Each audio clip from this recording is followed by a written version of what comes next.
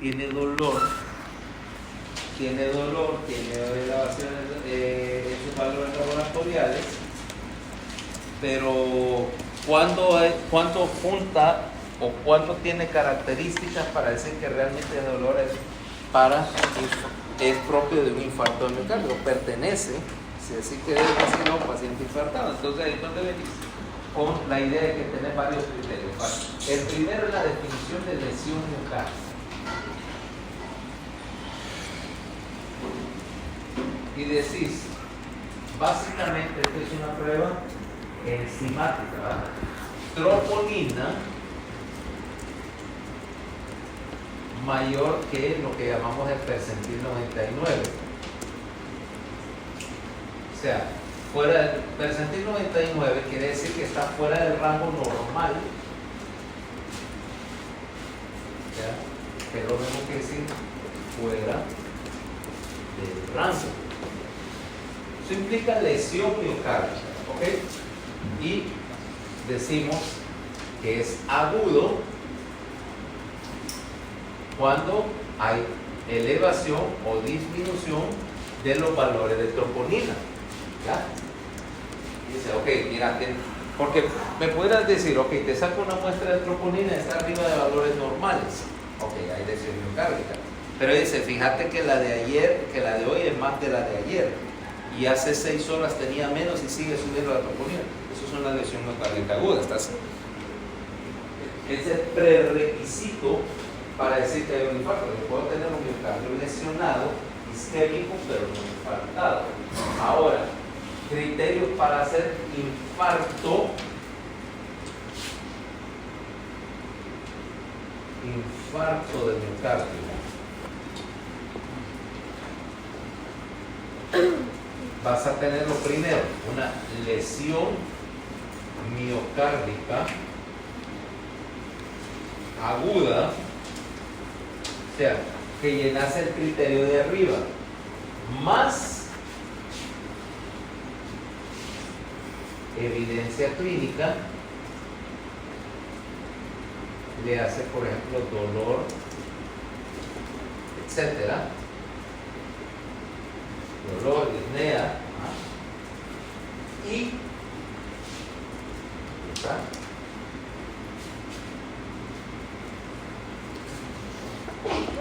Se lo pone, el cuadro este está bastante bueno, ¿verdad? Dice evidencia clínica, lo cual puedes decirlo así: troponina mayor del 99 percentil, o sea, troponina alta, más elevación reciente, o sea, en las pasadas 24 horas.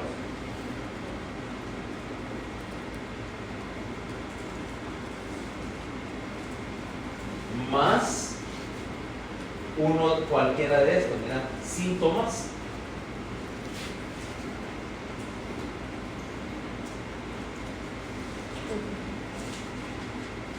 Síntomas, o sea, que generalmente dolor, o isquemia nueva, cambios isquémicos recientes por electrocardiograma, o fíjate que viene un mono, desarrollo de una ondas Q patológicas. Aquí cambio reciente quiere decir cambios en ST TEVA.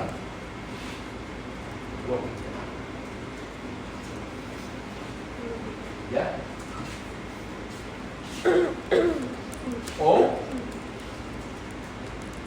fíjate bien, esto es clínica,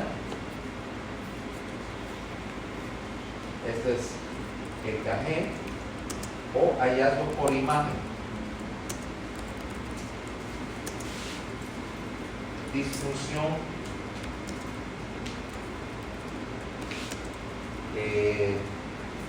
difusión miocárdica, o sea, contractilidad afectada, movilidad afectada, etc.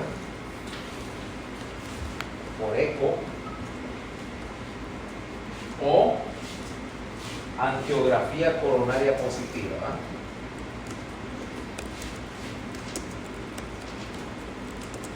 Positiva, que demuestre que hay una obstrucción de un vaso coronario.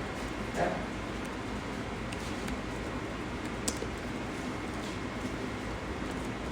Ahora, esto es para, ¿cómo se llama? Quiere decir que puedes tener diagnóstico de electro con troponinas altas más demostración de que hay afectación del miocardio. Ya sé, fíjate bien, puede ser eléctrica, puede ser mecánica, puede ser por imagen, puede ser, ¿cómo se llama? Clínica. ¿Okay? No necesitas tenerlos todos. El único obligatorio es la elevación de la troponina. ¿Okay? Lo demás, puedes tener cualquier combinación de ellos. ¿Okay? Alternativamente también lo puedes diagnosticar como algo de autopsia, pero bueno, eso ya no es favorable para el paciente, ni para tu bolsillo, porque los pacientes muertos generalmente no regresan para seguir.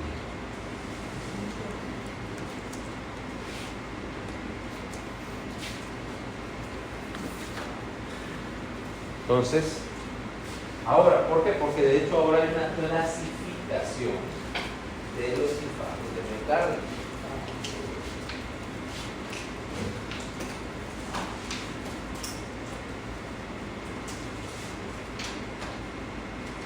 Ahora, vamos a agregar, pero antes de hablar de la clasificación, vamos a ver el criterio para un infarto silencioso previo o infarto no reconocido. En otras palabras, cómo saber que tiene un paciente se infartó y llega al consultorio por esa o por otra causa, y de repente vos encontrás que el paciente, este man tuvo un infarto.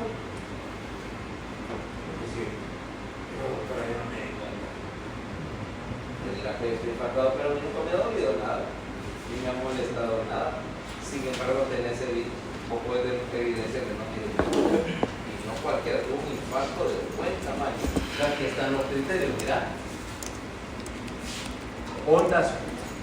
Esto es un diagnóstico, obviamente que ya no es clínico, porque no es un infarto silente. El primer diagnóstico es, la primera manera de diagnosticarlo es si tenés patológicas, tengan o no tengan síntomas, y que no tenga otra causa explicable, ya sea que o algo así. El paciente desarrolló, particularmente no tenía antecedentes, aparece con una onda patológica, qué sé yo, aparece con una con qué sé yo, E13 ABF, pero ¿por qué tiene pus si no tenía antes? Bueno, porque hizo un infarto de carga reumática y nadie se dio cuenta, ni él. Fácil. Posibilidad 2.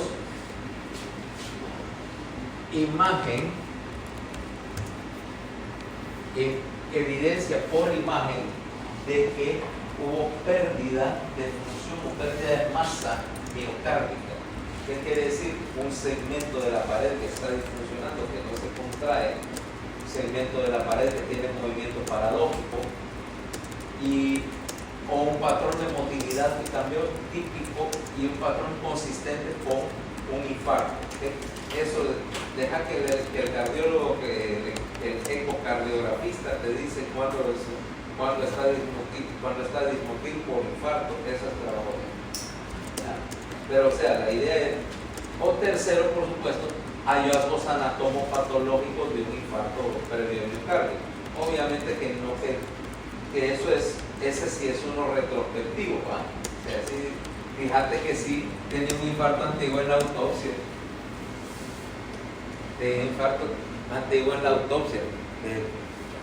Imagínate, Fernanda, ¿cómo vas a saber eso cuando le estás recetando una reunión intravenosa?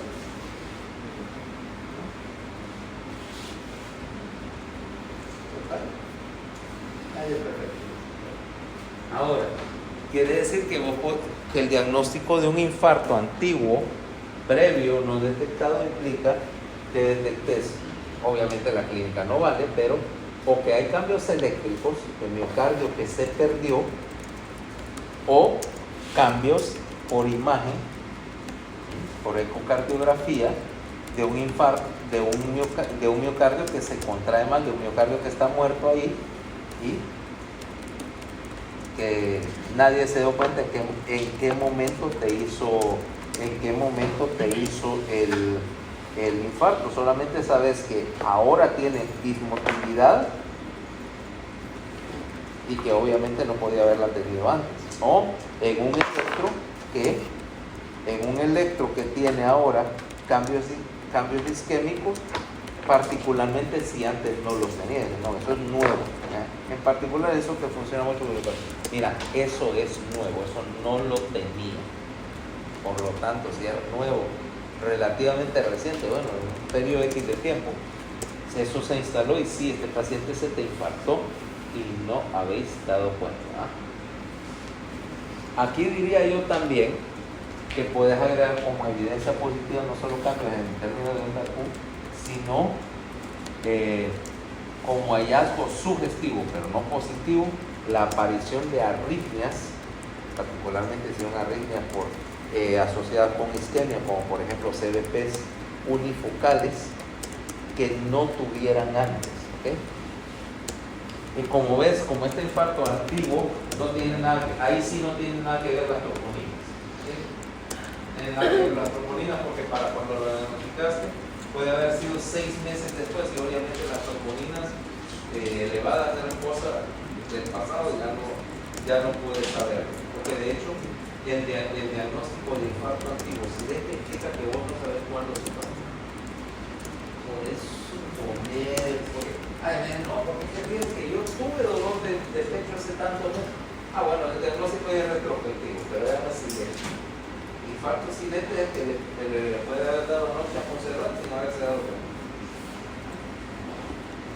Que ahorita puede andar con un infarto silente si le tomara troponina que están elevadas, pero bueno, como no tengo razón para andarle pinchando y tomando troponina porque no me duele nada, no me voy a dar cuenta.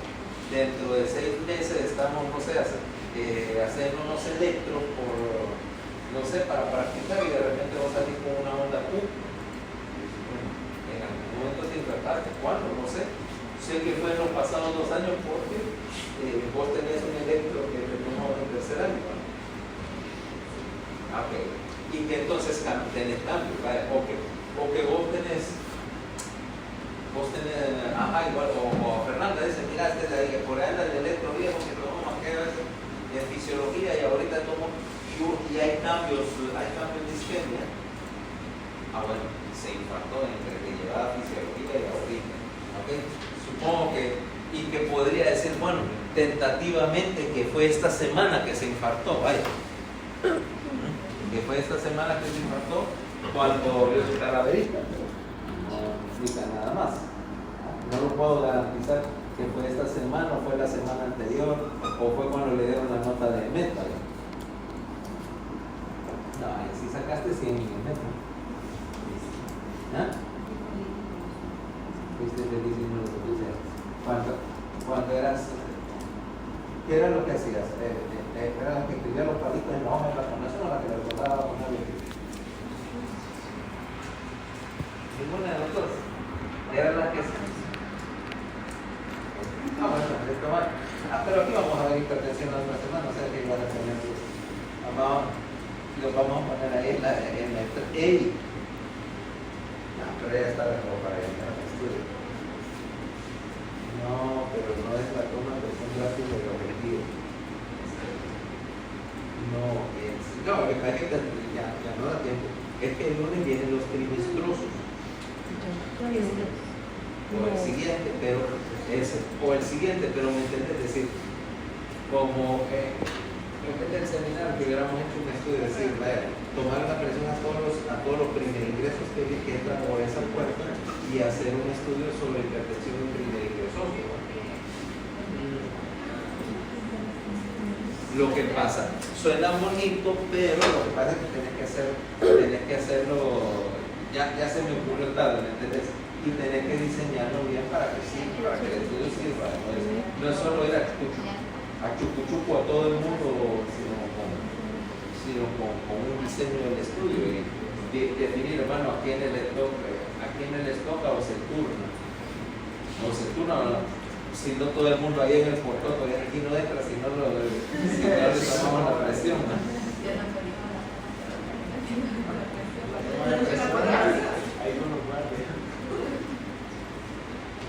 No, ahorita no, la toma de presión se la hacen a los conductores si estos tontos de mantenimiento no arreglan el problema ese de los parqueos antes de mañana, ¿ah? Porque te imaginas el lunes que amanece el parqueo trabado, no, a esta hora no, a las 3 de la tarde. Sí, porque además yo sé que por lo menos va a haber un carro más la otra semana. De la cosa que primero de eso. El fin de semana. No, yo estoy de turno el sábado, que desde la vacaciones. La mamá se me encarga de cualquier manera, porque ya confesó. No, se volvió a quedar. No, si se saliera, Rafa, desde bueno, se salió de la universidad, no estudia, no trabaja, manténgase usted sola, ¿verdad? Pero no, sigue insistiendo. Insiste. A esa por circuitos uno todavía lleva como 2 años.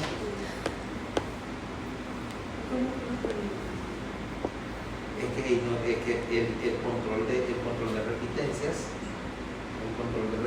depende, uno, de que la coordinación de carreras se llevan, de llevar 1, 2, el montón de NSP, si me retiro y le voy a llorar al coordinador de carrera que me saque de la lista de matrícula para no parecer que me van reventando. Pero por supuesto, eso funciona mucho, pero acordate que estamos hablando de que para averiguar las cosas siempre está el largo brazo de la ley. Cuando tu papá tiene acceso al sistema de registro, entonces se puede decir que es triste, es tu vida, porque no te puedes responder. La vez pasada, después de no sé qué, pero que hay, como eso queda un registro, o sea, cuando vos te retiran de la lista, cuando aparece un referendo, si queda un registro, bueno, que eso no se presenta para el juicio, no contaba con que eso del acceso más alto nivel lo tiene la secretaria general de la universidad, Jessica Sánchez,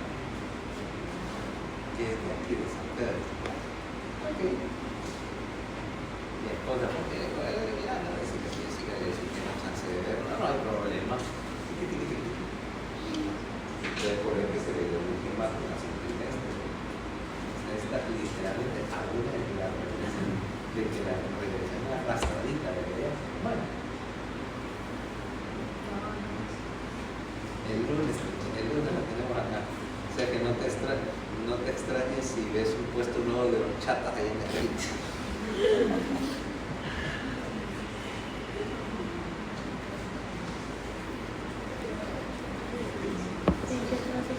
Ok, entonces, ahora, como decíamos, es la clasificación de los impactos de mercado. ¿Ah? ¿Cuánto tiempo pueden aparecer todavía los disponibles? Depende un poco del tamaño del infarto. Si vos podés poner un poquito de atrás, mira, vos venís acá y suponete que empezó la lesión local, acá hay lesión.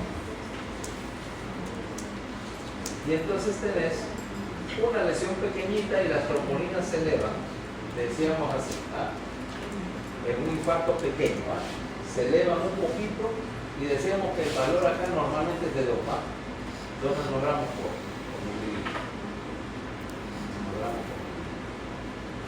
Y ves que tenías una elevación y que si pudieras decir acá 1, 2, 2, 3, 4 días, por ejemplo. Y ves que regresaron al valor en tal vez en plazo de un día, ¿ya? Pero si tenés un infarto grandote o una gran elevación de las troponinas, y entonces verías que sí, que hiciste un pico rápido, pero que este pico, mira,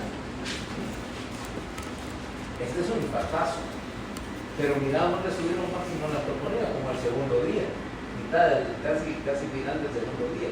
Y que claro, como hay más tejido lesionado, está soltando encima por más tiempo, y entonces 4, 5, qué sé yo, 5, 6 días, también el sexto día, y todavía estás pasado el rango de lo normal. Entonces, depende un poquito, ese es tu patrón. Los infartos pequeños, en el segundo día más o menos ya la troponina bajaron, los infartos grandes pueden tomar tanto como una semana para retornar a la normalidad. La masa de la lesión, ¿okay? Es la mejor manera de explicarlo. La masa de la lesión que tenés, o sea, con la cantidad de miocardio dañado.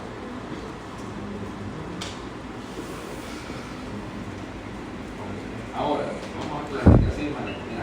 Ahora se clasifica el infarto en varios tipos, ¿verdad?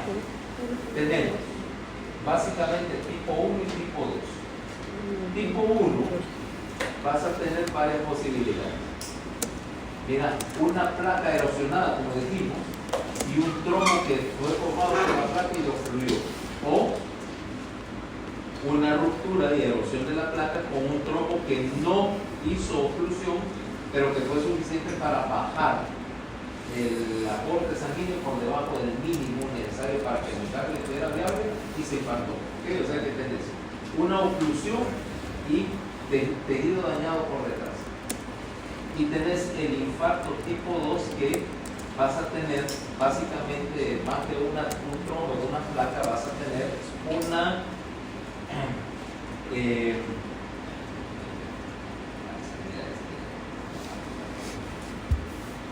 estoy tratando de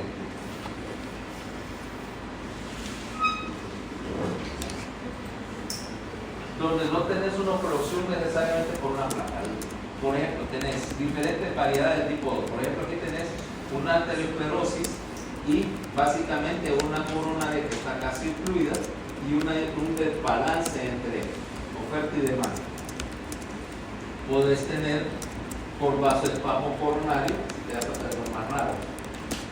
Puedes tener vasoespasmo una disección no arteriosclerótica de la arteria, por ejemplo, una arteritis, con un trauma a la coronaria, a veces el trauma cardíaco que hace impacto de diseca la coronaria, o sencillamente desbalance entre la demanda de oxígeno miocárdico y el aporte, aunque no haya obstrucción. Básicamente eso es cuando le subiste ¿cómo se llama? Cuando le subiste la demanda de oxígeno al miocardio más allá de lo que cualquiera pudiera suponer. Por ejemplo, uso de drogas.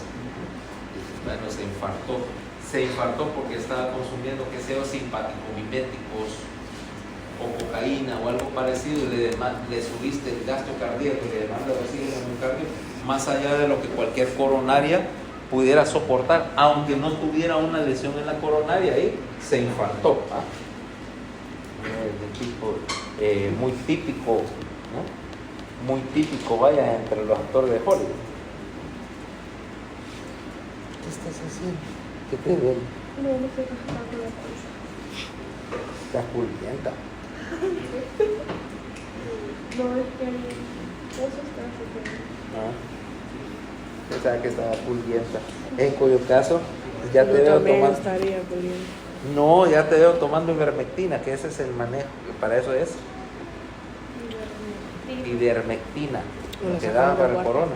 Es un desparasitante para caballos. Sí. ¿Qué es efecto? Es por el tamaño. Entre más grande sea, Por más grande el kilo de saco, más peso. grande la. Es por kilo de peso. Mira Fernanda disfrazándose de monje loco allá atrás. De monje loco.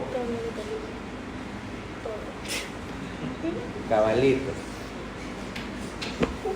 Cabalito, solo te falta de empezar. Horrible, horrible. Ok, entonces tenés básicamente ya una división de los infartos de miocardio en dos categorías bien claras. ¿Okay? Tipo 1 y tipo 2.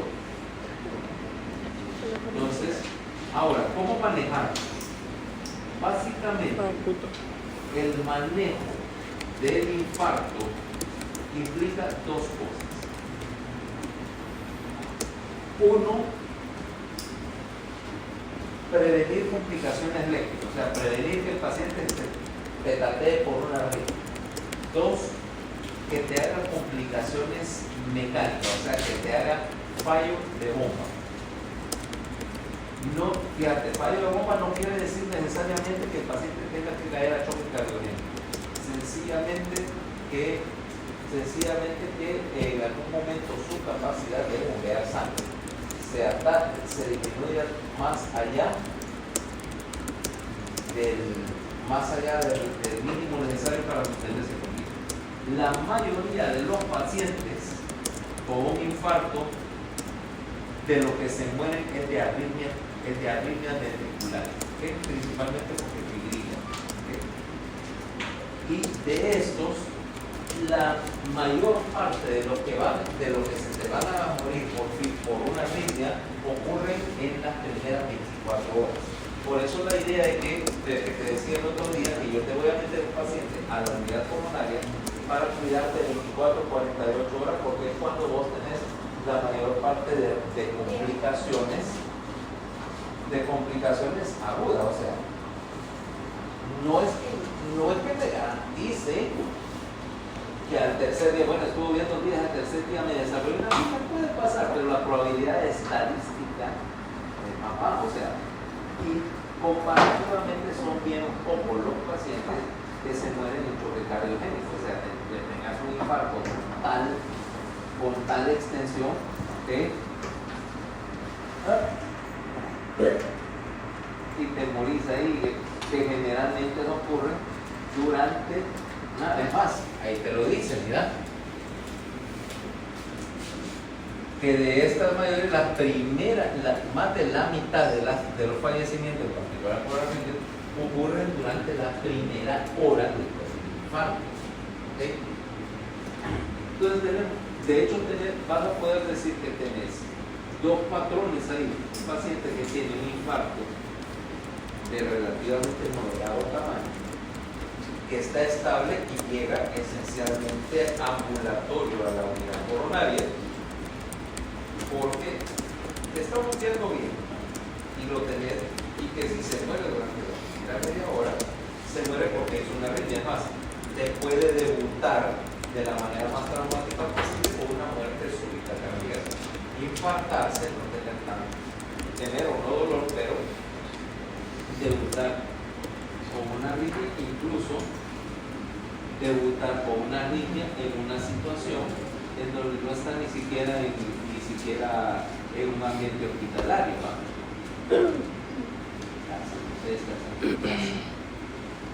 Estás en tu casa, te da un infarto, pero cuando llega la ambulancia te dice chaval,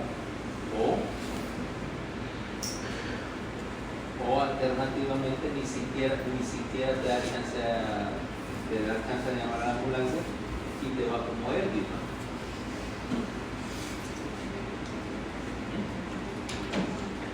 Ajá, se murió en el trono, ¿no? Se murió en el trono, porque dice fulano es tal y es, no sé, está viendo la tele y de repente, y entonces cuando te van a buscar estás muerto, ¿no? ¿Aló?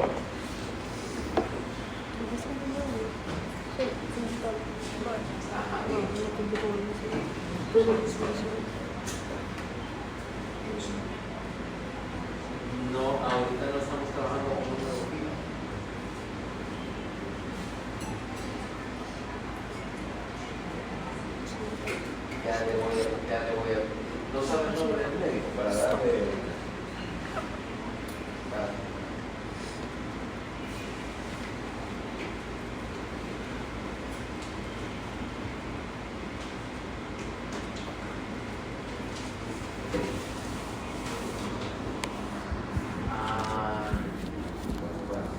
Voy a ver si tengo el número, ya se lo mando.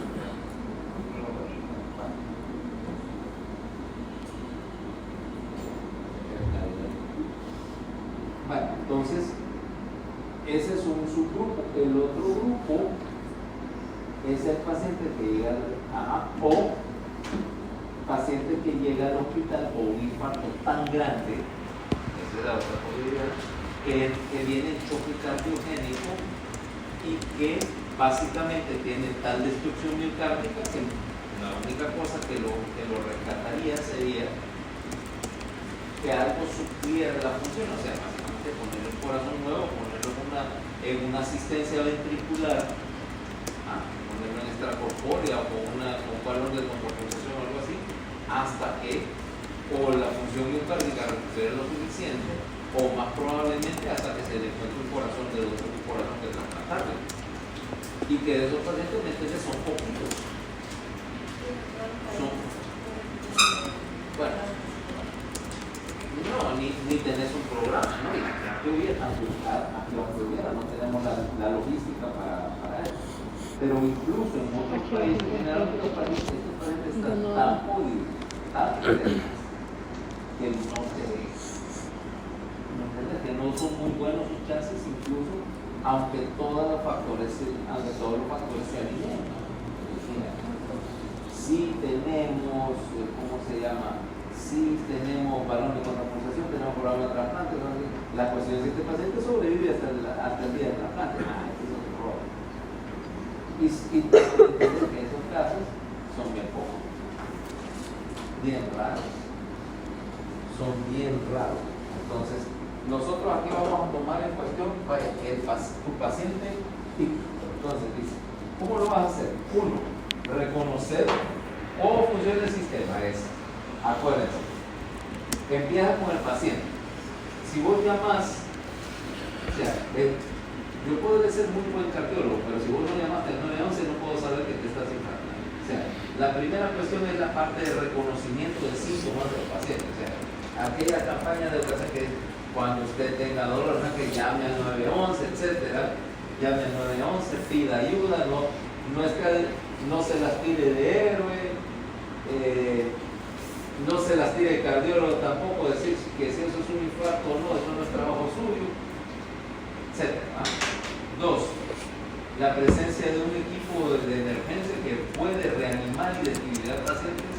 Tres, eso implica la ambulancia, pues. No necesariamente tiene que ser un médico en la ambulancia, puede decir que los paramédicos saben utilizar un desfibrilador, que sea un desfibrilador automático, etc. Luego, transporte a una unidad especializada y por último, manejo de reperfusión que sea en tiempo, porque tenemos una ventana para repercutir. ¿Okay? De nada me sirve, no, que mira que le vamos a poner de stand mañana. Para esto ya se impactó.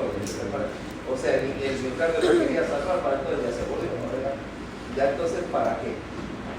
Ya entonces, porque vos estás haciendo estas cosas para salvar un músculo cardíaco. ¿Okay?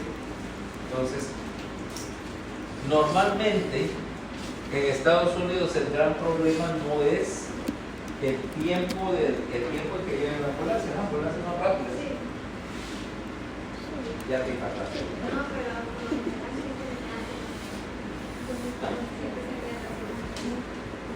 pero o sea, el sistema funciona bien en el sentido de que si yo llamo, puedo tener una ambulancia en la mayoría de los centros metropolitanos en plazo razonable. El problema es que la gente no llama o no cree que se esté impactando. Es lo que te estoy diciendo, vaya. Si incluso puedes ser profesor de medicina y tomarte un vaso de bicarbonato para un infarto miocardio.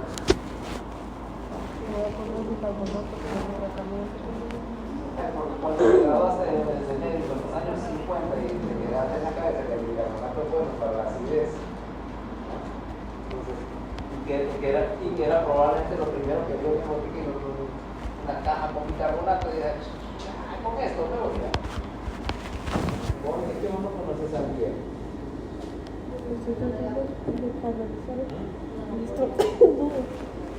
Porque no me sé. Pero, mira, ay, cómprame uno. recalcitrante no preguntes por qué hicieron la patadera de lo que pudieron hacer en el siglo pasado y así lo hacen. Porque manejando subió tanto para ese efecto, como te digo, no, y mira, lo que pasa es que claro, estaba agravado por el hecho de ser médico. Porque los médicos tienen otro índice de disciplina, tienen que manejar otro índice de disciplina cuando tienen una tecnología. Se supone que todos sabemos manejarlo. Bueno, de que lo voy a manejar muy bien. Sí se puede. Sí se puede manejar algo así muy bonito, pero también cómo lo sé. Porque claro, yo no me puedo pasar un stent a mi propio coronario, más que nada porque es bien difícil pero el resto del manejo, bueno, una vez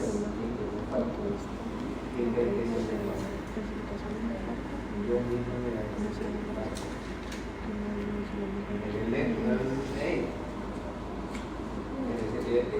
ya te imaginas el show que se hace en el seguro cuando los pacientes se empiezan a tomar la televisión.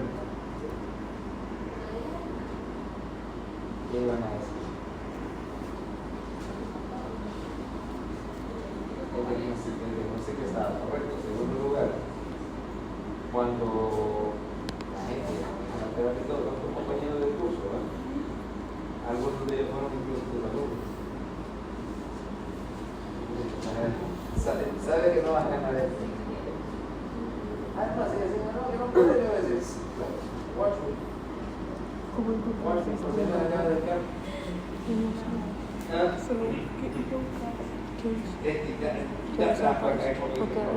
Conmigo no vas a ganar pleito.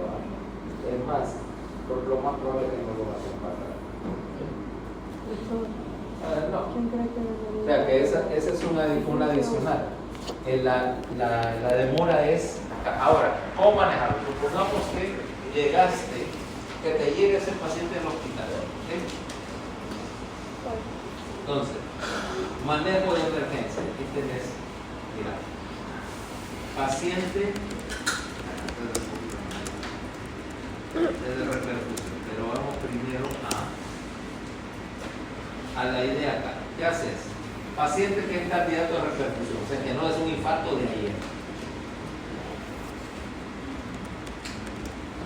Inicialmente lo ves en una clínica, en un consultorio, tiempo menor de 30 minutos para transferirlo a una unidad donde puedan hacer una angiografía de diagnóstico.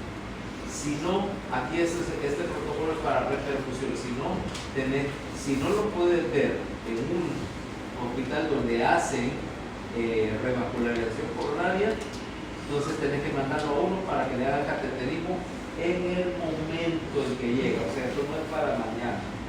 ¿Okay? No es para mañana. Ahora, ¿cómo lo manejas? Normalmente lo que querés hacer es lo siguiente. 3 cosas básicas. 1.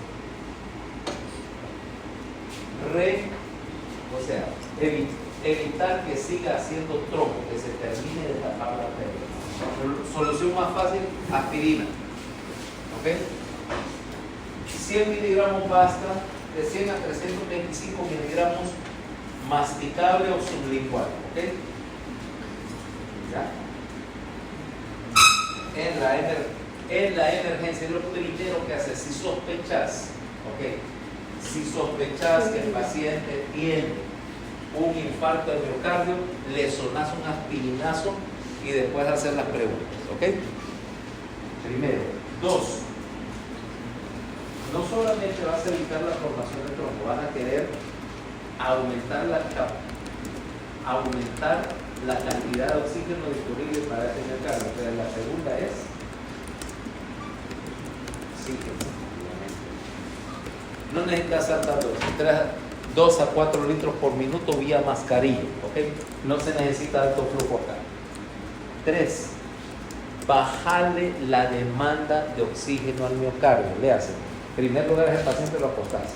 Bueno, por lo tenés semisentado, si quieres. Si está en edema pulmonar, semisentado. 4. Cualquier cosa que te suba la demanda de oxígeno miocárdico es mala idea. O sea, bajar la presión. Si está hipertenso, tomar la presión. Si está hipertenso, bajar la presión. Al mismo tiempo que ya lo tenés de tomar la presión, que agarrarle una vena y le tomas. ¿Qué pruebas de laboratorio necesitas? Troponina, obvio. Si quieres confirmar electrolitos.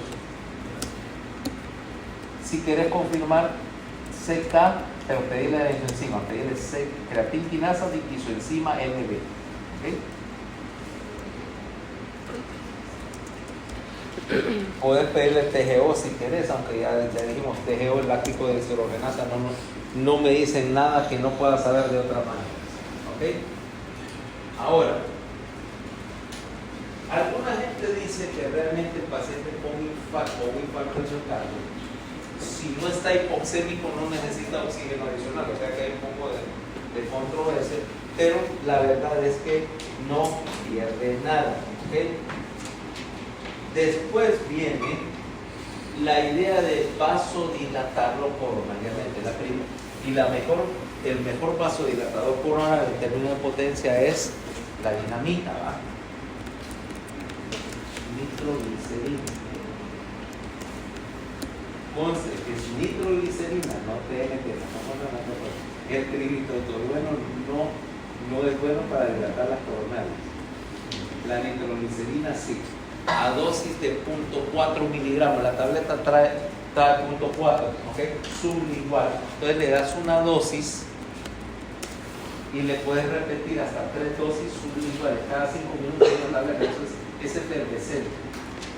Algún día, si encuentras una probable que es efervescente y te vas a dar cuenta que la tableta está buena, por la bola de cefalea que te vas a ganar sin hacer caso, porque es un vasodilatador sistémico también. Y mira, una cefalea con nitroglicerina es la cosa más horrible, es pulsante, eso de tumbo.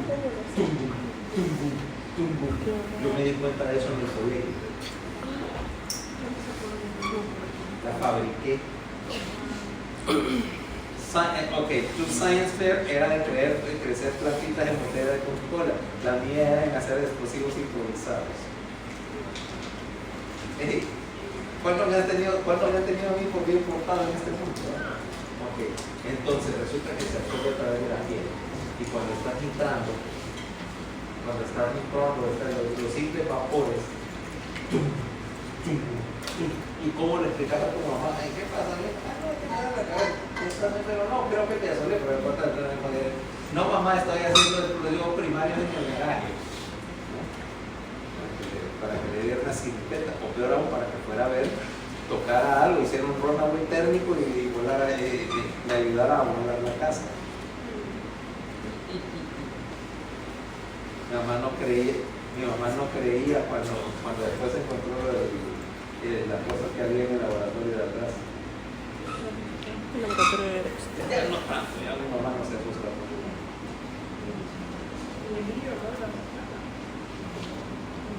El niño no mucho.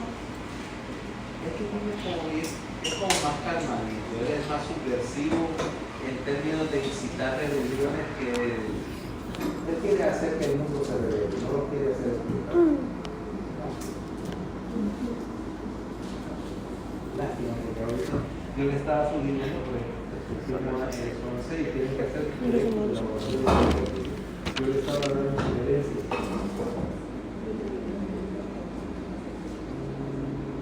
Más bien estaba pensando en tal vez alguna gente, tal vez algún tarde. Obviamente de la variante de control de multitudes, no tampoco era novichón, pero sí, CS, por ejemplo, cloracilofenona. Este es un gas antimotrínico muy interesante. No arde, pero provoca una gana de vomitar impresionante. ¿Vale? De hecho, su uso protectoria todo el mundo va a vomitar.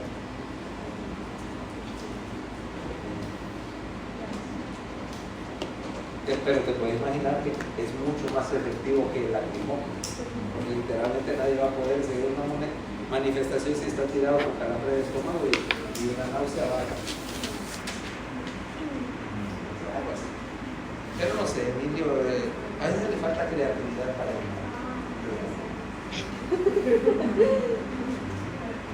Sí, porque es que mira, porque tiene todo lo necesario para ser un supervillano, excepto eso, pero no solo. Necesita el desarrollo del personaje, ¿no? Usualmente si estás en villano después de un desarrollo del personaje, pero no lo ha tenido, entonces por eso no tiene suficiente creatividad para él. Bueno, es cierto. Deje que le rompan el corazón y luego. Sí, deje que a ver que su crush le rompe el corazoncito, a ver. Después va a ser muy bueno todo. Entonces se lo debe hacer crush. Bueno, el crush lo único es él que crush algo, pero está gordito, ¿eh? Y su corazoncito. Se supone que él tiene un corazoncito, pero hasta donde tengo entendido, es duro, frío y de acero inoxidable. Sí, además, romper el corazoncito, sí. Mira, es más antisocial que yo. Peleé bastante. Pero a mí me da una fibra bien cálida. Sí. Una fibra bien cálida. Sí, de una persona en calidad. Eso no te desenterrado. Ajá. No tanto. Entonces va a ser como hacerle como lo de la cebolla por capas, vas a tener que cortarlo. Es la cebolla, sé que cuando las asolean se ponen cafés y huelen mal. No, porque tiene muchas capas. No, si él tiene muchas capas se nota, ¿va? Triste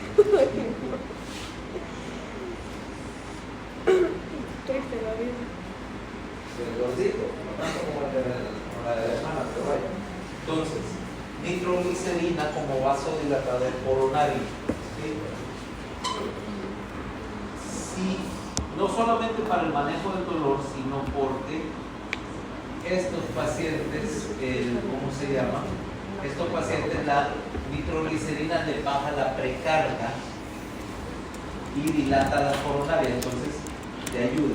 Conste, paciente que está hipotenso, no le vayas a meter un nitrato porque le va a mandar la presión al bajo cero, ¿va? Cuidado, porque es la primera vez ponerle nitroglicerina, no te diste cuenta, el paciente está con hipotensión y el problema es que cuando le da vasodilatación generalizada, el problema es que ahora bajaste la resistencia y bajaste el aporte de oxígeno porque todo el flujo se va para el full venoso, ¿va? Y lo puedes empeorar, cuidado, ¿okay? O si hay sospecha de infarto del ventrículo derecho, porque entonces vas a cambiar la dinámica circulatoria y le vas a terminar de fundir el ventrículo derecho. También la potenciación con un inhibidor de fosfodiesterasa 5, eso se me olvidaba. ¿Por qué?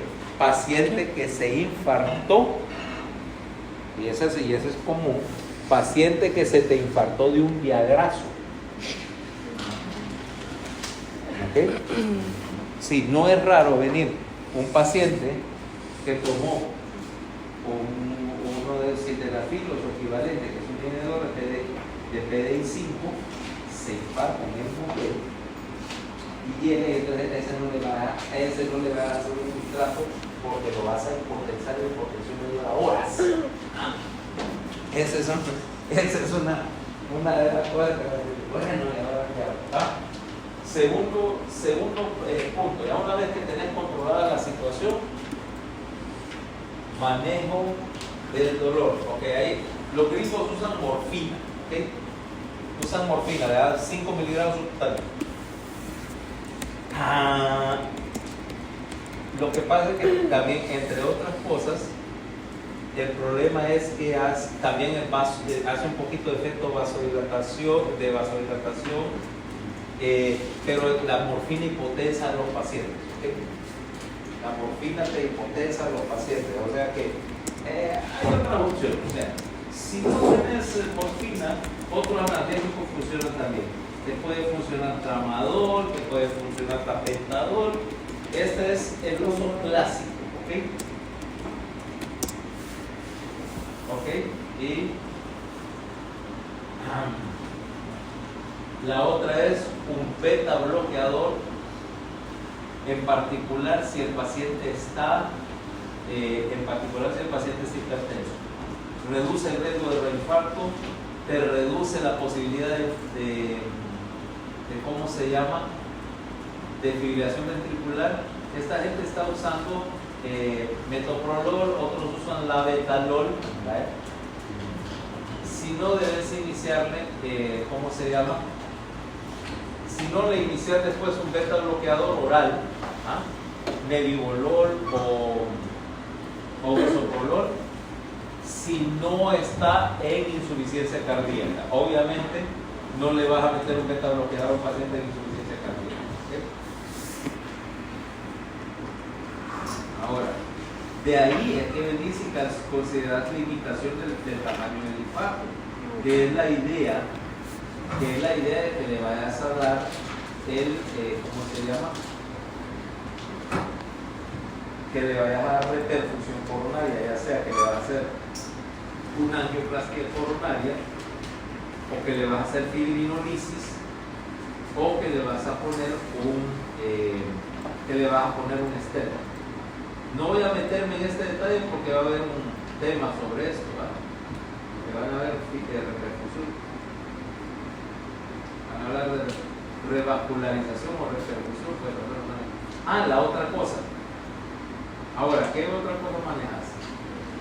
Obviamente la restricción de la actividad en particular durante las primeras 12 horas. De ahí a las 24 horas vos puedes sentarlo, incluso levantarlo de la cama a las 24 horas, suponiendo que no tenga otra complicación, o sea, que no tenga arritmias, que no esté hipotenso, que no esté chocado, ¿okay? Que no esté comprometido de conciencia. ¿Okay? Dieta. Normalmente es lo que vas a manejar, dietas con alto en fibra, ¿okay? Y por supuesto con una restricción de sodio, ¿okay? Y le agregas un laxante, que lo último que querés otra vez es que le vaya como arriba.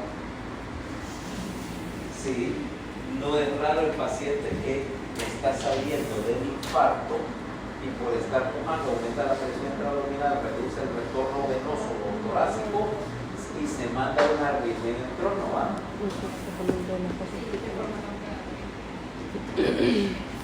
Tal vez, me imagino un coro ahí arriba, un coro de imitadores de él y todo el mundo así con su platita del hospital y cantando aquí a House Rock, ¿va?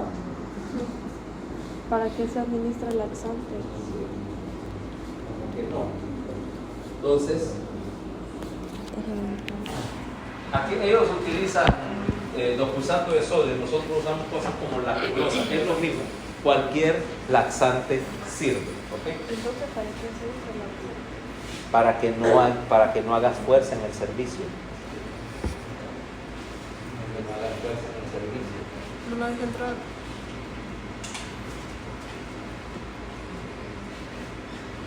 Y es tu amiga siempre.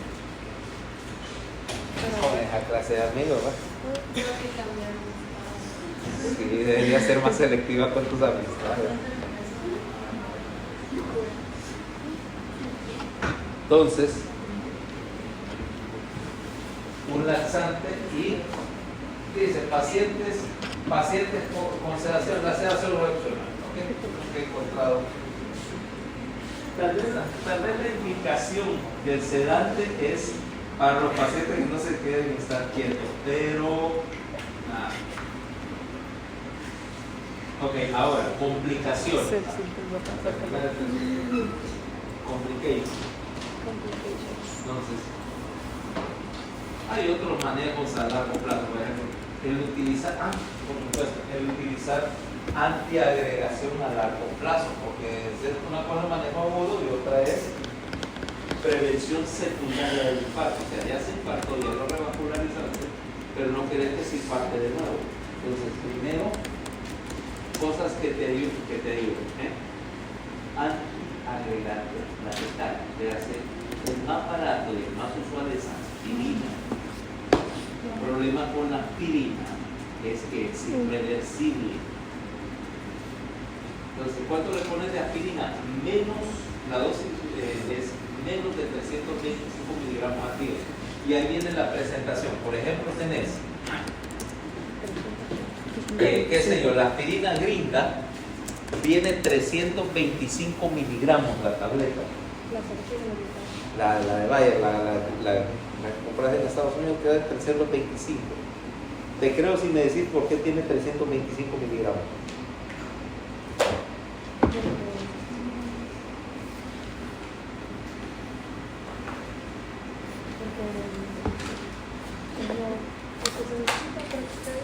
No. Yep. Porque son 325 miligramos. ¿Por qué no son 100 o 200? Porque la tableta de aquí trae 100 y funciona igual.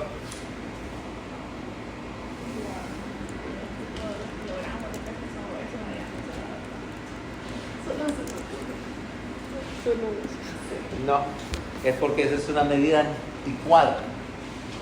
Ya te voy a explicar. Parte del sistema métrico, los medicamentos de la farmacia se veían en un sistema arcaico que se llamaba el sistema hipotecario, donde existían una serie de unidades que se llamaban escrúpulos. Era una onza, traía una onza de farmacéutico, no era la misma que una onza de trinchero, ¿verdad? Una onza de farmacéutico traía 60 gramos, fíjate, gramos, no gramos, que a su vez cada gramo costaba de 20 escrúpulos, así como tal. Y no sé qué, era una regada del sistema medieval. Ahora, un grano era referenciado a un granito de no sé qué diablo de pimienta, ¿no? Resulta que un grano es algo así como 6 y pico miligramos, ¿ok? Entonces, 6.25 miligramos era un grano, ¿ok? Entonces, una tableta de aspirina traía 5 granos. 5 gramos, pero 62 miligramos era un grano. Y cada tableta de aspirina trae 5 granos, es una medida arcaica, que es lo que solo convirtieron a métrico y le dijeron 325 miligramos, por eso que tiene esa dosis rara que vas a ver ahí. Y el acetaminofén también, te vas a dar cuenta que tiene 325 miligramos, el de Tylenol gringo, y que el del niño trae, una cucharadita trae 160 miligramos, que es una unidad rara, o un número raro, porque es la mitad de 5 gramos, 2.5.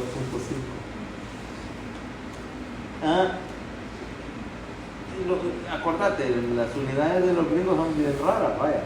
Eso de pies y millas y de dónde salen, ¿va? Las freedom units, como le dicen los tontos estos. Entonces, la aspirina no necesitas 325, te basta con tan poquito como 80, ¿ok? Ahora, yo le recomiendo a los pacientes que no compren la aspirina, porque vale como 400 pesos el paquete de 30. En cambio, la aspirina de niño que trae 100 miligramos es exactamente igual y vale 230 pesos en el supermercado la caja de 100. Y lo más importante, tiene sabor a naranja.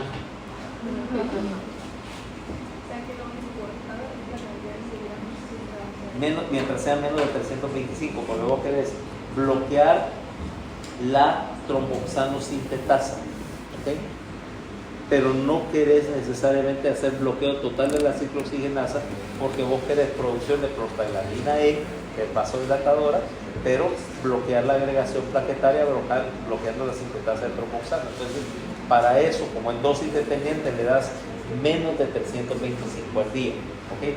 De ahí, desde 80 miligramos, desde 60 miligramos hasta 325, la dosis no importa.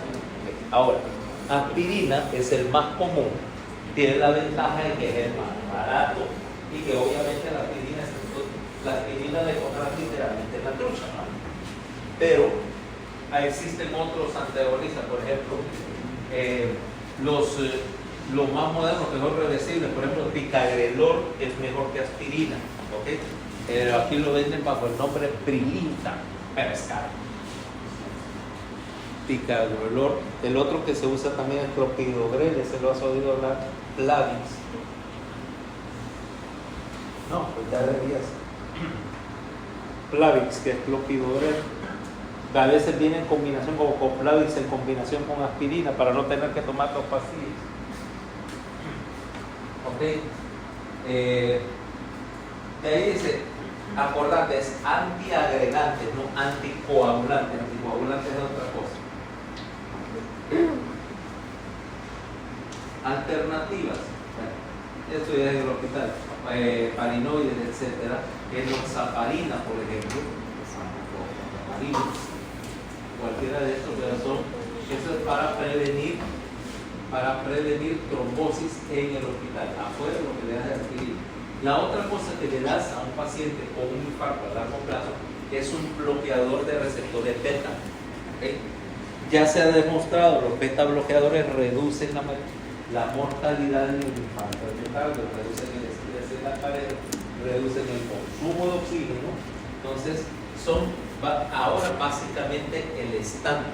¿Okay? Se lo das básicamente a la gran mayoría de pacientes, excepto a los que están en insuficiencia cardíaca, ¿okay?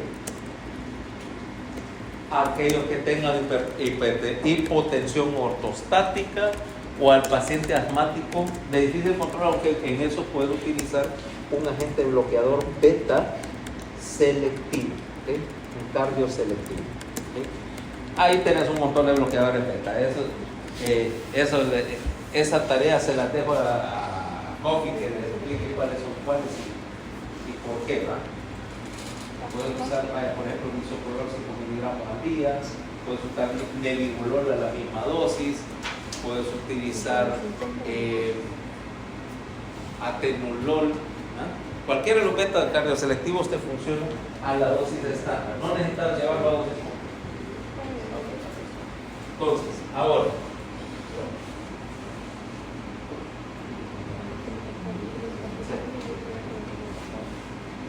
cosas, okay. Complicaciones, ¿qué son? ¿De qué se te van a complicar los pacientes con infarto de miocardio? La primera, empecemos con la primera, la disfunción ventricular. Cuando vos tenés un paciente que se infarta, después del infarto, ese músculo va a empezar a cicatrizar y vas a hacer lo que se llama remodelación ventricular, en lo cual el músculo empieza a cambiar el espesor, vas a tener áreas de hipertrofia, vas a tener desarrollo incluso de nuevo miocito cardíaco, porque ahora ya se eutrofia. Y esto normalmente implica que vas a tener parte del músculo en un infarto se perdió, pero el músculo sobreviviente al lado tiene que tomar su función si querés mantener si querés tener, ¿cómo se llama? La fracción de eyección conservada. Quiere decir que si se murió esta parte del músculo, esta otra parte tendrá que hipertrofiarse en sustitución. Pero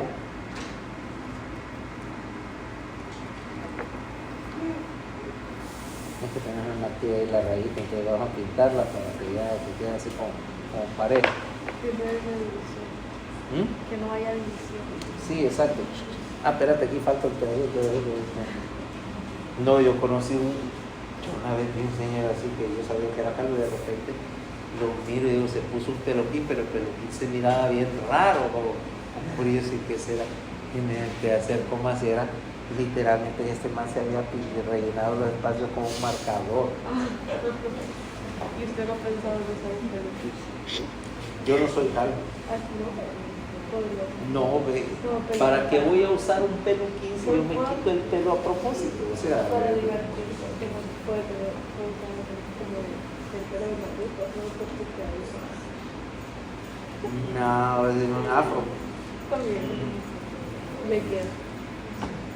No, sí, yo precisamente corto el pelo porque no lo soporto. Ahorita para mí lo ando inordenadamente largo, mira. Sí. Sí, por allá se ve. Ah, no sé si. No, si a mí me gusta brilloso, brillante, o sea, que te rasuraste, muy bien, y después, incluso si quieres un poquito más de brillo, agarras crema Nivea, ¿ok?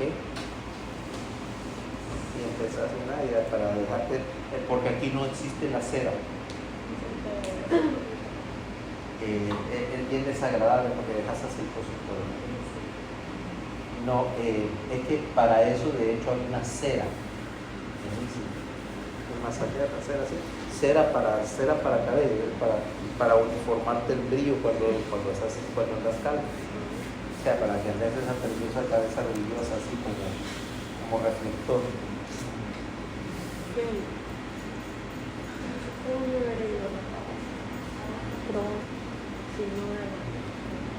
No sé por qué que te veo, no sé, como que te vas a parecer. No me lo vas a creer, a Gru. Tal vez. ¿Ah? Así, con el lugar de que tiene cierto look, como cierto look con Gru. No sé cómo tomar eso. Cuando yo lo agarras, pues no te rato de eso. Sí. Si paso, no agarras. ¿Y si no pasas? También. No me las digo porque no. Si no pasa, sí, si no pasa. Entonces, que pueda tener otra. Soy capaz de darle 5, pero para hacer que te pones a garantizar que cumpla la promesa. Me voy a adaptar. Y después voy a andar con banditas, pero con un Sí, obvio con 65. Bueno, entonces estamos con la ¿qué se llama la cotización? O sea, si está remodelando el ventrículo, es porque parte del ventrículo está teniendo que suplir la función del ventrículo que se dañó para mantenerla fértil. Pero, ¿qué pasa cuando en algún momento este ventrículo está empezando a caer en falla? La solución entonces es que, claro, por hipertrofia no puede llegar a mucho y además la hipertrofia te conlleva un problema. Más músculo implica más consumo de oxígeno en una coronaria que ya de por sí está mal. Entonces la opción es caer y aplicar la ley de Frank Starling, que te dice qué cosa.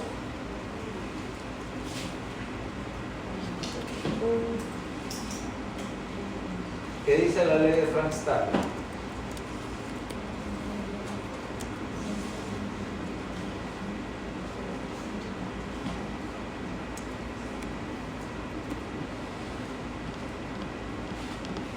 Dale. A ver, Andrea, ¿qué dice la ley de Frank Starling?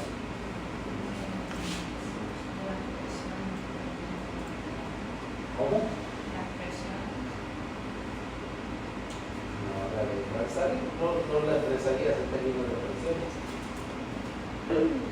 A ver, Fernando, ley de Frank Starling. Ajá, ¿cómo? ¿Qué dice la precarga? Mientras mayor es la precarga, mayor es el gasto, ¿es correcto? O sea, el gasto es función del llenado ventricular. Por lo tanto, el remodelamiento implica que eventualmente vas a empezar a dilatar la cámara para mantener el gasto a expensas de que estás manteniendo un corazón más grande. ¿Okay? Puesto así, mira la diferencia de mira cómo poder compensar con una fracción de eyección disminuida con la ley del Frank Starling. Por ejemplo, decíamos, en un corazón normal, volumen telediastólico, que es lo mismo que decir precarga, ¿va? 120 cc. Y la fracción de eyección es del 70%. ¿Cuánto es el 70% de 120, va? Es 84 cc. ¿Cabal? Macanudo. Puedo bombear 84 cc por cada latido. Tranquilo. Ahora, ¿qué pasa si mi fracción de eyección solo fuera del 50%? Para llegar a 84 cc, a lo mismo 84 cc, los 84 cc son el 50% de cuánto? 168 cc. O sea que ahora tengo un ventrículo más grande, mira, de 168 cc. Bombeo lo mismo con una fracción de eyección más baja. Ese es el concepto. Ese es el rescate que te hace la ley de Frank-Starling con un miocardio que está ya empezando a fallar, pero que todavía puede empezar a dilatarse para, como dicen, una porción más pequeña de un pastel más grande. Sigue siendo una porción, ¿no? Okay. Una porción pequeña de un pastel más grande. ¿Sabes que ahorita que dije eso? No quiero pizza. De Toto. Sí. Lo malo es que no tengo carnet de Priceman. La pizza de Priceman no es muy buena. ¿Ah? No es muy buena. Sí, pero está aquí enfrente. Sí, eso sí. O sea, como dice, la pizza que puedes conseguir en el momento. No, o sea, si te fueras a decir pizza aquí de buena calidad, de verdad, cercana. Pepperoni todavía está aquí por la americana, no, como está por la Salle. Pepperoni está por la... Por la Salle creo que queda Pepperoni. Esa es buena pizza. ¿No comes pizza? Por la tienda de Nike. Ah, sí, por la tienda de Nike. Por la Salle. Detrás. Pensé que iba a quedar como otro lugar. Y entonces, ¿qué pizza preferís cuando comes pizza? Es que no es de preferir, sino la que me queda más cerca. Y la que me queda más cerca es la Caesars. Entonces abrumo el momento. Okay. Entonces esa Sí, no, pero o sea, considerando que yo considero cerca dentro del rango de, qué sé yo, de 7 minutos en el carro, ¿ah? Sí, pero yo no tengo carro. Entonces, ¿dónde saqué menos? Sí, o sea, y que por supuesto para mí está, por supuesto, Pizza Hut es la última alternativa. Entonces, literalmente que no haya ninguna otra pizza en la ciudad. Antes las pizzas de Pizza Hut eran ricas, pero ahora ya no. Siento que, no sé si ponen como margarina o algo, porque se siente como que hubiera una separación entre la salsa y la masa. Y eso tiene que ir pelado. Probablemente la masa margarina. Probablemente margarina. Y después le pusieron la salsa, entonces no sabe. Probablemente. Mira, y me creerías que en algún tiempo Pizza Hut era la mejor, era casi la mejor pizza de San Pedro del Sula. Bueno, la segunda mejor, porque siempre Italia era mejor que ellos. Pero era buena pizza. Sí. Y era un restaurante serio, era limpio, es más, era hasta limpio. Sí. Estamos hablando de los 80, sí, porque anda un Pizza Hut típico y te da esa impresión de que no es muy limpio el lugar, ¿verdad? No, ni el staff son bien. ¿En los estados? Es que es toda la cadena, se fregó. Para más, yo encuentro que el Pizza Hut de acá es un poco mejor que el de Estados Unidos. Hay Pizza Hut allá. Sí. Pizza Hut allá. Solo hay un lugar, un país del mundo. En Italia no hay. O sea, ni porque Domino's, creo que eso no, si Domino's, un Domino's porque quisieron introducirlo, que se gastaron unos cuantos millones de euros y quebraron. Pero sí, y hay ningún italiano que se respete va a comer pizza. No, pero durante la pandemia se hicieron famosos porque las pizzerías locales no ofrecían servicio a domicilio. Entonces eso fue lo que hizo que aumentara la Sí, venta. pero después de la pandemia todo el mundo empezó a comer. Y las pizzerías locales porque estaban cerradas, pero lo que me comentaban era que corrían en 5 y entonces no había servicio a domicilio, pero sí tenían como una rendija así y a través de la ventanilla atendían. Y mira, Bueno, pero ese Italia fue clásico. de los más afectados durante la pandemia. Sí, al principio. Pero es que mira, eso es como decir que Taco Bell en México, o sea, sí existe Taco Bell, pero la gente va por curiosidad para decir comida gringa, para ellos dicen, no, esta es comida gringa, esto es lo que el gringo dice que nosotros comemos. Y allá es comida mexicana. Sí, o sea, que no es comida mexicana. Y que por supuesto tu restaurante mexicano también, típico, eso es comida mexicana estereotípica, porque en México hay mejor comida que esa, en particular en la calle. La verdad sí quiero ir a México solo para probar la comida callejera de México. Entonces le hace para morirse deshidratada porque vos vas a hacer la de Garza de Moctezuma, de Cuauhtémoc y hasta la de la Malicia. ¿Te imaginas? Yo soy más resistente al chile que usted. Esta burra no resiste. Yo no estoy hablando de Chile, estoy diciendo a todas las diferentes bacterias y virus. Te imaginas, o sea, es que te vas a dar vuelta como calcetín. Como la comida de India también. ¿De qué? De la India. A mí me encanta. Es rica, pero no como que vas a ir a la comida callejera de India. No, pero fíjate que no, pero aquí no la vas a encontrar, pero ¿sabes dónde sí sí había? En Londres. Ajá, sí. Está ahí, esto está lleno de indios y pakistaníes. Sí. Más bien, fíjate que todas las semanas lo menos que comí fue bueno, la comida inglesa es malísima.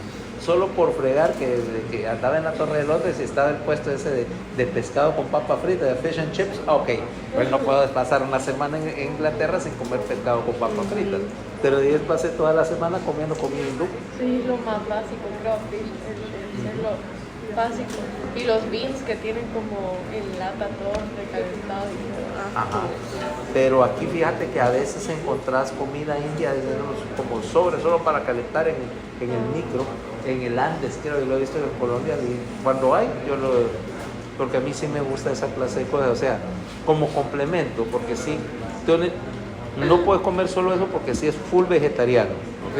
Ese es full vegetariano, o sea, tenés que agregarle carne o algo así para que sea una comida completa, pero para rellenar, Sí, ellos casi no consumen carne. Bueno, sí. carne de res No, o no sea, comen porque... no, ni en general, es que algunos, hay gente que no come carne, punto, o sea, consume leche y todo, pero son vegetarianos, no es que tengan la prohibición de comer carne, pero por principios filosóficos son vegetarianos, es diferente, pero sí los hay. Acordate que son los hindúes los que no comen carne de res, pero los sikhs sí, los musulmanes de India también, los pakistaníes sí comen res, lo que no comen es cerdo. Sí, es que depende como de la casta. Sí, ¿no? depende de la religión. Sí. Yo como soy de la religión que dice que carne que se respete debe ir al estómago. O sea, cualquier cosa arriba de iguana para arriba me lo voy a comer. Bueno, entonces, ¿qué es lo que pasa?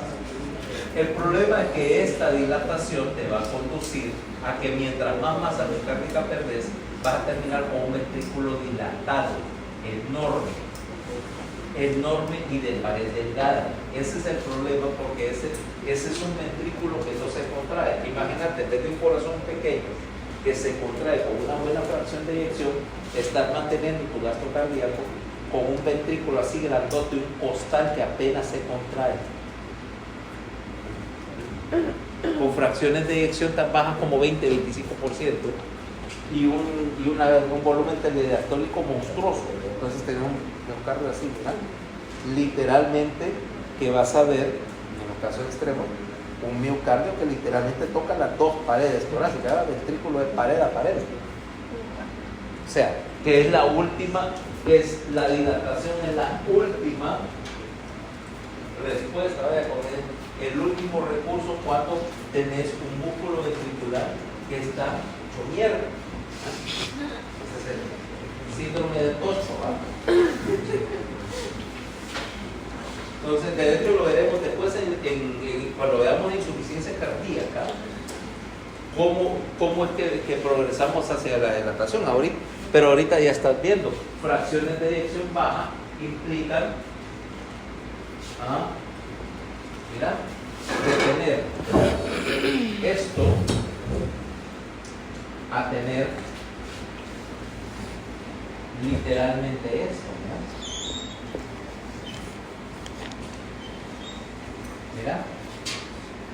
Mira la diferencia, ¿ok? Y que aquí está sacando el 70% de esto y aquí está sacando, que se dio el 8 o 10% de esa monstruosidad. Ahora, pasan varias cosas. En primer lugar, mira que la pared se adelgazó.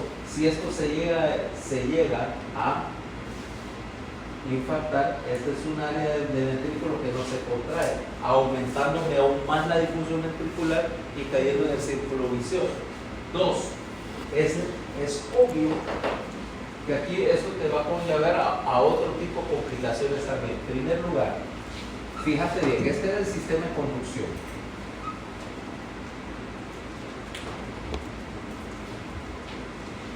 A ver, corto. Ahora mira que convertiste el sistema de conducción.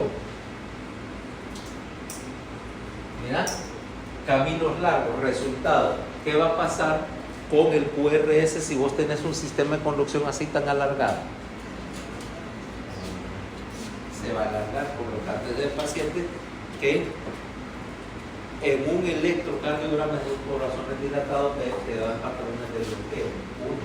O te da bajo voltaje porque no vas a generar un vector cuando la pared ventricular es una cosita así, mirad la pared, no hay músculo ahí. Y por supuesto, si este infarto llega a ser necrosis de toda la pared y toda esta pared delgadita está necrótica, ¿qué le va a pasar? Lo peor que puede pasar son dos cosas. Uno, que tengas un sector del miocardio que no se contrae, que cuando contraes, en vez de contraerse para acá, mira, ¡bum!, se dilata, mira. Cuando este se contrae, este se dilata paradójicamente, o sea, tenés un chichote en la pared ventricular. Eso es un aneurisma ventricular, y hay pocas cosas en la tierra que te vayan a fregar más hemodinámica que un aneurisma ventricular, porque la poca capacidad de contracción del músculo tardío, en vez de bombear sangre para la aorta o la pulmonar, lo estás utilizando para empujar para afuera un aneurisma ventricular que no está haciendo nada. ¿Okay? O sea, cuando uno se contrae, el otro se dilata y desperdicia esa energía. Ese es uno. O peor aún, ¿qué pasa si ese aneurisma ventricular lo estira más de la cuenta? Se rompe. Y si eso sucede, inmediatamente, ¿va? Porque obviamente una ruptura cardíaca, o sea, muerto antes de tocar el suelo, ¿va?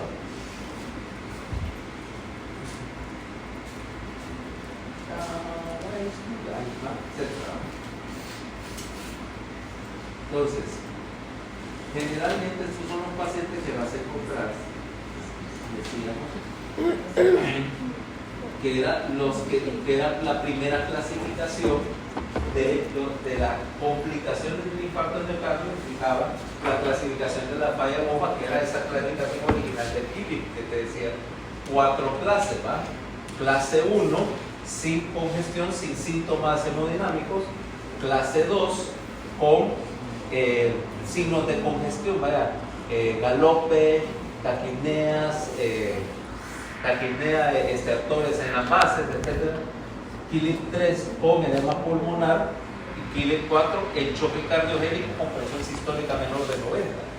Ahora mira, cómo eso te aumenta la mortalidad. Dice, un paciente en Kill clase 1 tiene una mortalidad del 5%, y de ahí progresivo. Y mira, un paciente con un Killing 4 y el choque cardiogénico tiene una mortalidad del 95%, o sea que esencialmente el paciente lo que necesita es un corazón nuevo. ¿Okay? De hecho, estos eran los datos originales, ¿va? Ahora la mortalidad mejoró. No, el botador, ya no hay botador, ¿va? Entonces Magic Baby al rescate. ¿Qué le pasó al nuevo? Pregúntale a Andrea, que era la que tenía el botador. Un día y desapareció. Se regaló un botador.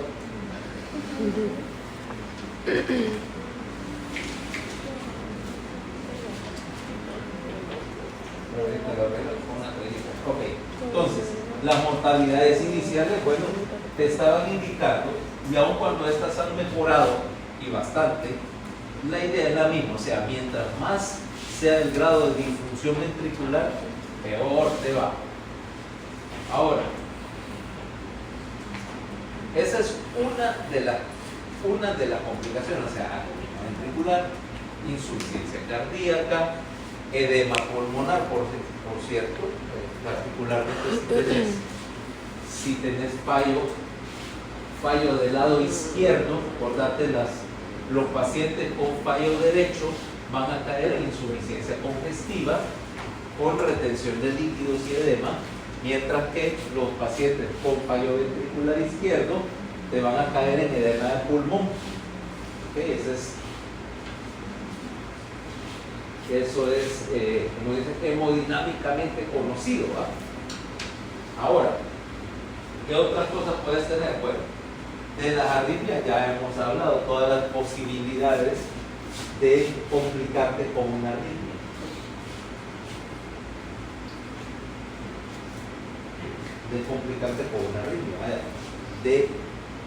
Pero las arritmias no solamente te incluyen las ectopias ventriculares como las CVP o las taquicardias, te incluyen, por ejemplo, vimos en este caso de corazones dilatados, que se te bloquee, y que estos pacientes bloqueados le pueden hacer cualquier tipo de bloqueo, AB, bloqueo de rama, trastorno de la conducción intraventricular, bloqueo del SA,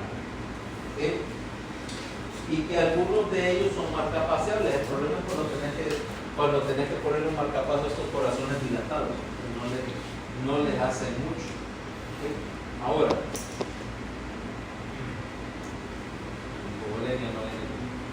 manejo del fallo congestivo, vaya que esto lo veremos como un capítulo separado. Posibilidades también que tengas un infarto de ventrículo derecho, porque este es un animalito un poco diferente. Hasta ahorita hemos visto infartos de ventrículo izquierdo, pero los de ventrículo derecho incluyen varias cosas. En primer lugar, signos de distensión yugular venosa, hepatomegalia, etc. Y responde súper mal a cualquier cosa que les aumente el gasto cardíaco. Sumamente mal. Generalmente lo que haces es tratar de evitar en lo posible, en un paciente que tenga una falla de tratar de evitar la reducción de volumen, porque cuando reduce el volumen vas a tratar de compensar su vida haciendo vasoconstricción, eso le aumenta la resistencia vascular pulmonar. Si eso sucede, el ventrículo derecho que estaba medio mal se termina de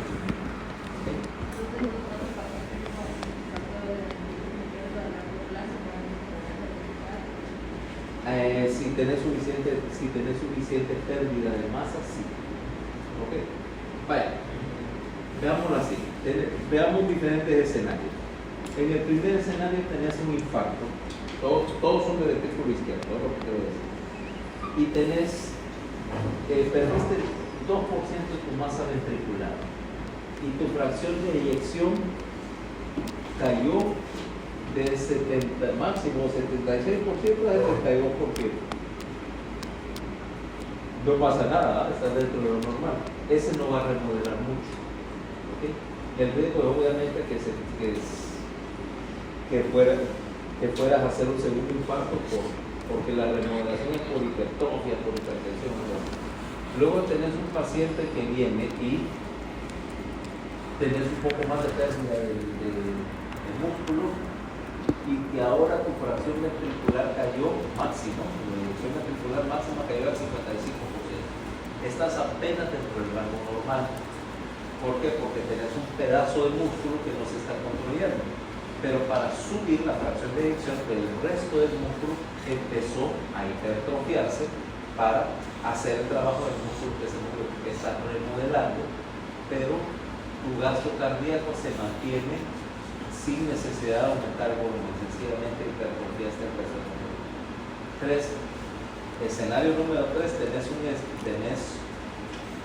un infarto y perdiste el 60% de tu músculo ventricular y ahora tu fracción de eyección se fue para abajo, cayó al 30%, con 30% no te mantienes, entonces el resto del músculo no puede ni hipertrofiarse, entonces dice, bueno, la única manera es sacar ahí la ley de Frankenstein a bailar y entonces dilate el ventrículo.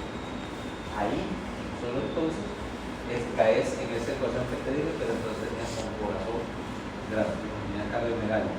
¿Okay? El problema es que hay un punto como que dice, vaya, ¿qué te diría yo? Es como que viniera y, no sé, viene Jesús y resulta que no tiene que ponerse, dice, ahorita dentro de la casa no tiene que ponerse y resulta que, ¿y ahora qué hago? Fíjate que no he lavado la ropa y lo único que hay es ahí en su gaveta de los calzoncillos, calzoncillo talla S. ¿Okay?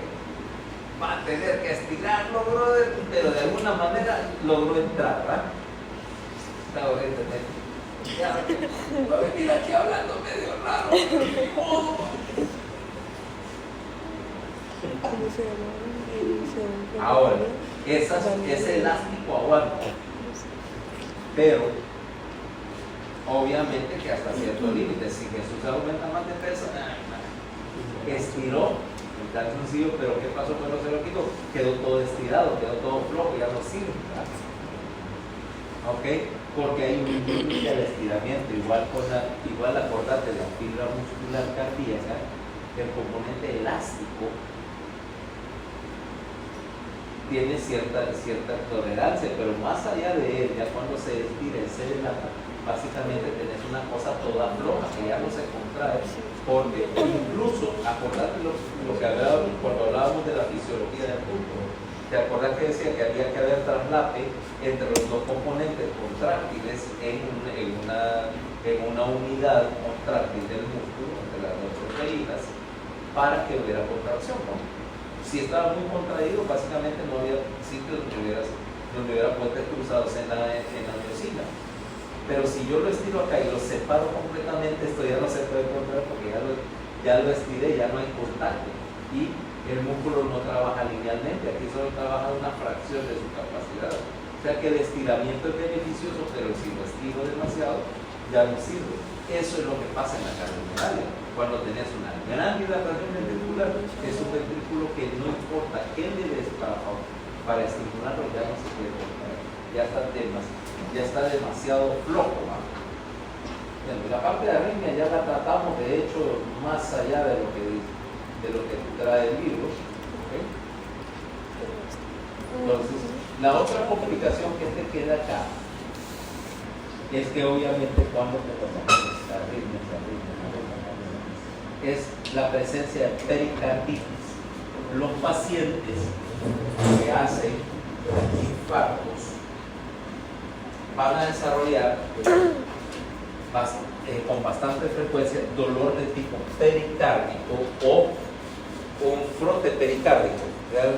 No sé si ya lo pusieron o se encontraron en semiología. El frote pericárdico es que las dos hojas del pericardio inflamado rozan la una contra la otra, ¿ves? En cada latido.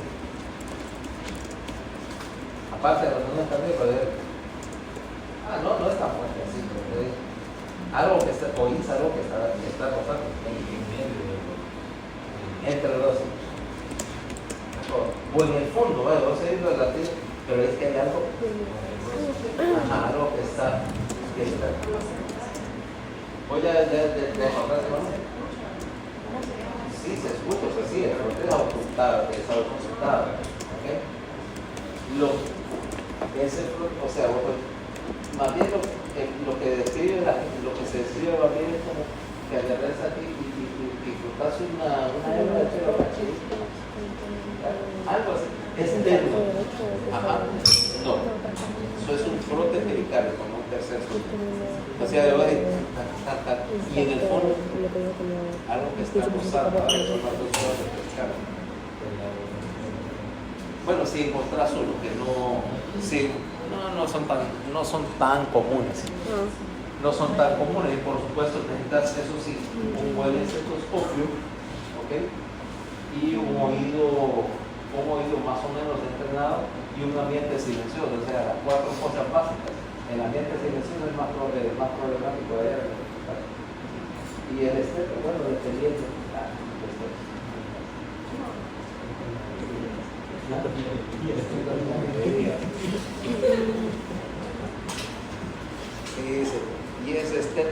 Y ese esteto, antes decía, no, ese esteto de dónde te lo vendió el tigre Tony de la azucarita, ¿no? Eso venía en la caja de cornflakes.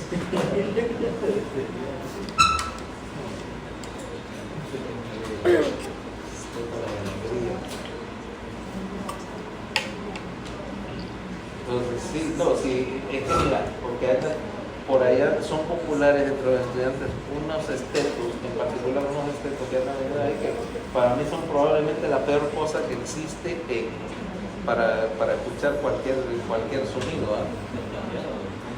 No, son unos que tienen 2 cabezas, 2 diafragmas, que dan tipo Rappaport, que son 2 tubos y 2 cabezas así. Para mí siempre me ha parecido que es un malísimo esteto y no dura. O sea, independientemente de la marca, incluso los originales no me parecían buenos estetoscopios.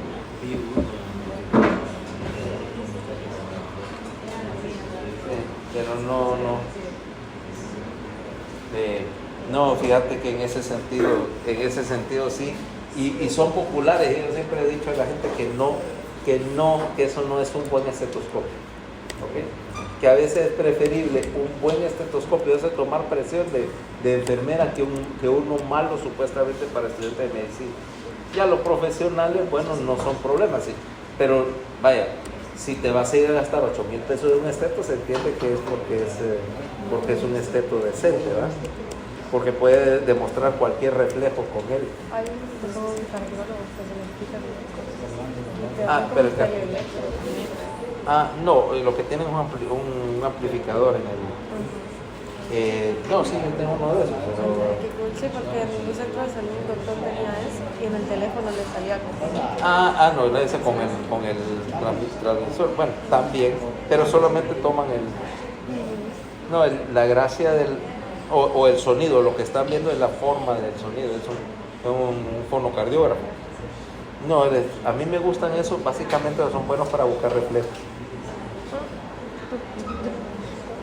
Cosas que los neurólogos odian. Es que mira, número 1, los neurocirujanos lo único que escuchamos son los carótidas, a veces hay un ruido. 2, pero sí nos gusta andar buscando reflejos con eso, porque creo que a los neurólogos les dan calambritos cuando lo ven haciendo las cosas a uno.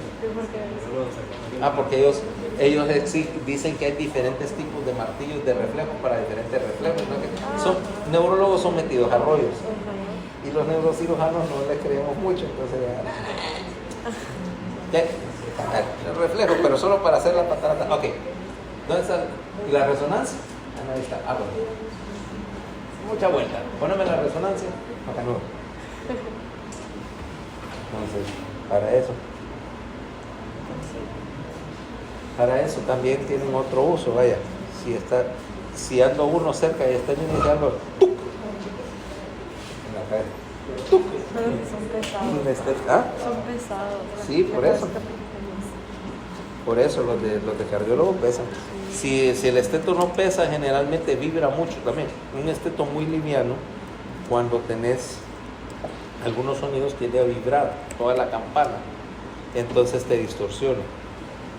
Dirás que es así como bien específico, pero si vos estás acostumbrado a tu esteto, oís cuando algo está disonando.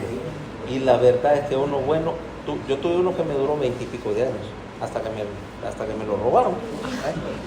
Hace poco. Sí, o sea, si los cuidas y no los dejas al sol en el carro, te duran un montón de años. El sol los daña. O sea, se tuestan. También Pero como limpiarlos con alcohol, creo que escuché. ¿sabes qué se hacía? Pues, lo limpias con alcohol y todo, pero después agarrar ese armorol que usan para los tableros de los carros, trapitos, y como aceitarlo, pues, como para que el hule no se seque. Pues si se seca y se tuesta, es que se rajan y hay que botarlo. Pero si el hule es flexible y no está expuesto ni al alcohol, ni al sol, ni al ozono, un esteto te dura un montón de años. Más bien conforme se van haciendo más viejos, va mejorando el sello y empiezan a sonar mejor. Supongo que es como los instrumentos musicales que dicen que las guitarras viejas suenan mejor. Yo no sabría decirte, pero no soy músico. Pero sí con los estetos, sí, los estetos más viejos tienden a sonar mejor las frecuencias bajas. Porque son más flexibles. Entonces, ¿con qué? Así, con esa pericarditis, porque básicamente la reacción inflamatoria del pericardio que está sobre un área de tejido lesionado, acordate de esa área de tejido lesionado va. Esos son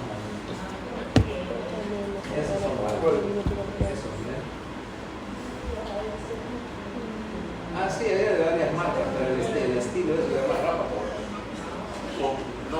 Yo no lo recomiendo, no son buenos y no les duran a los estudiantes. Sí, es que se desenrosca esa campana y pone todo el diafragma. Son intercambiables, pero ni sello tiene.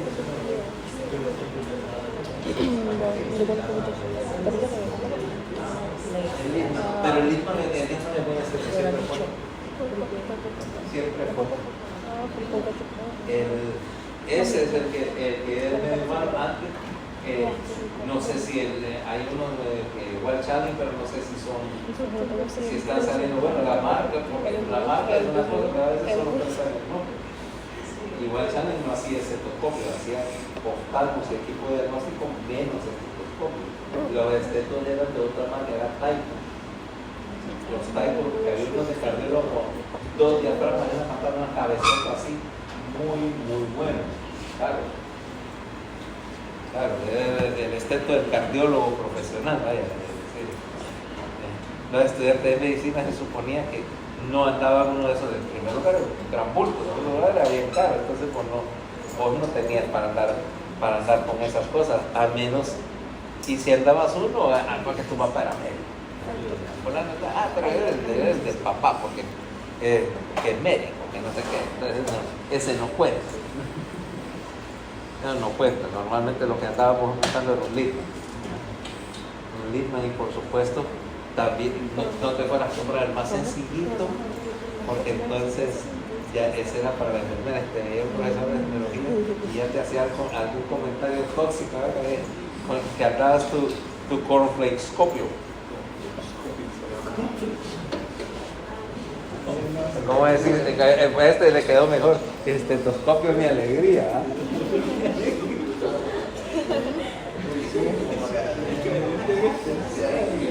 Edición especial, sí, porque Estetoscopio mis pacientes. Mis primeros pasos.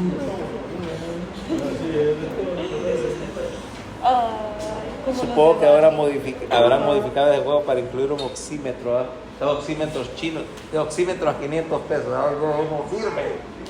Los oxímetros no sirven.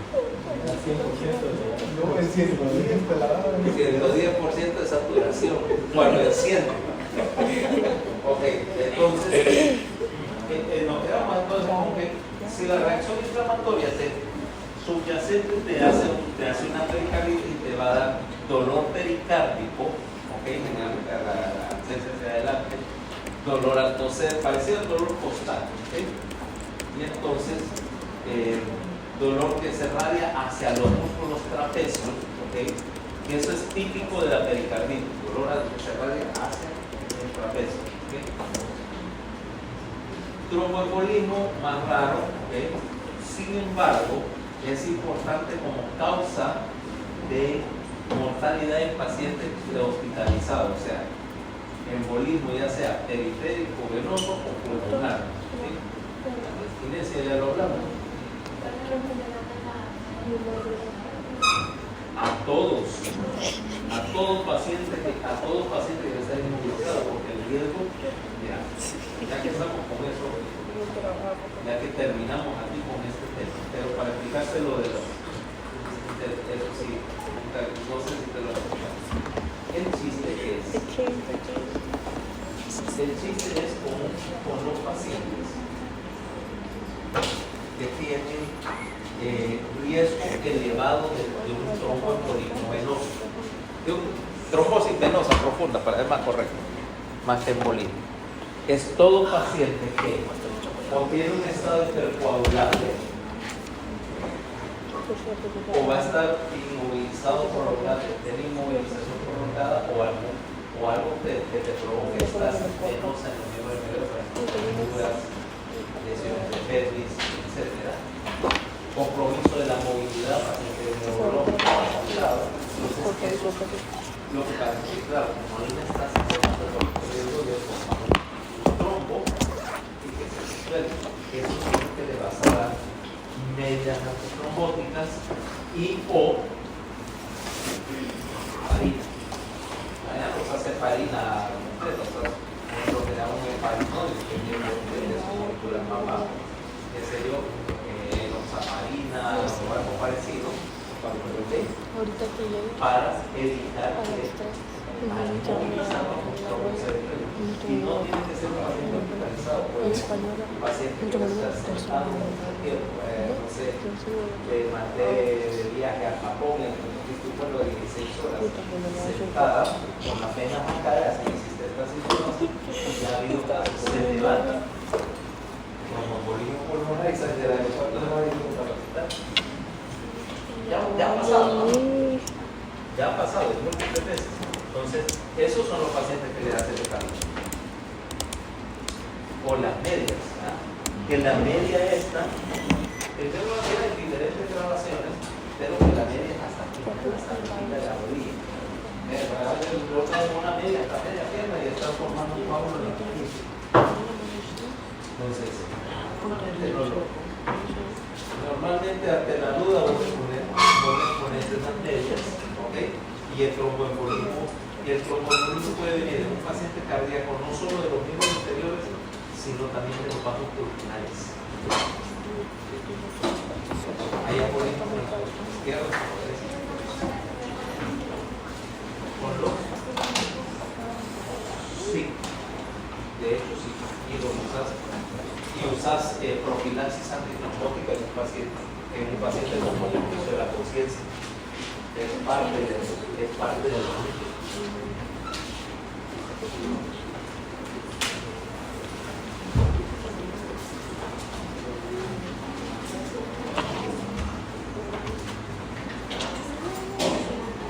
Entonces, el lunes, el siguiente tema es hipertensión arterial.